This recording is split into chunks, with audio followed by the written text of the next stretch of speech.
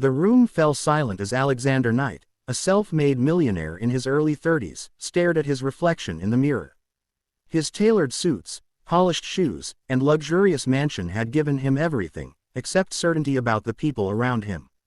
He had money, influence, and status, but deep down, he feared no one truly loved him for who he was. His girlfriend, Vanessa, was stunning, elegant, and always by his side at social events. Yet, a nagging doubt haunted him. Did she love him, or just his fortune? That question pushed him into a drastic plan. One evening, after weeks of planning, Alexander invited Vanessa over. He pretended he had been in a terrible accident. When she arrived, she found him in a wheelchair, looking weak and fragile. He explained with a trembling voice that he was now paralyzed from the waist down, his future uncertain. He waited for her reaction, hoping she would comfort him, reassure him, or even cry for him. Instead, Vanessa froze. Her smile disappeared, replaced by cold silence. Within days, her visits grew shorter, her texts less frequent. And then, without warning, she disappeared altogether, leaving only a shallow message: "I can't live like this.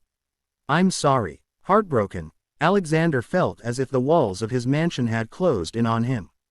Yet, while Vanessa walked away, someone else stepped forward, quietly, gently, without any expectation. Her name was Maria, the maid who had worked in his house for years. She was humble, often overlooked, and had never dared to speak much beyond polite greetings. But now, seeing her employer alone and vulnerable, she began to show a side of herself Alexander had never noticed. She brought him meals with extra care, tidied his study, and even sat beside him in silence when he looked lost in thought. At first, Alexander kept his distance. His pride was wounded, his trust shattered. But Maria's kindness was steady, like a light he couldn't ignore. She never treated him like a burden. She laughed softly at his sarcastic jokes, encouraged him to try small tasks on his own, and most importantly, she looked at him, not his wealth or his chair. Slowly, Alexander found himself opening up to her. He confessed his fears, his loneliness, and even the truth about his test, the fake paralysis. Maria was stunned, hurt that he had carried out such a cruel experiment. But instead of walking away, she asked him one simple question: "If you had trusted me, would you ever have seen me at all?" That question pierced Alexander's heart. He realized he had been so focused on testing Vanessa that he had ignored the quiet, genuine soul right in front of him. For the first time, he truly saw Maria, not as an employee, but as a woman with a warm heart and unshakable integrity.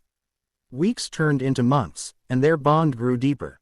Alexander no longer needed to pretend. His vulnerability was real, and Maria embraced it without hesitation.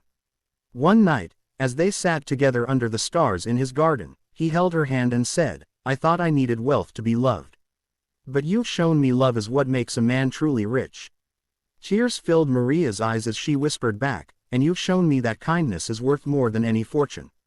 Eventually, Alexander revealed the truth to the world: he was never paralyzed.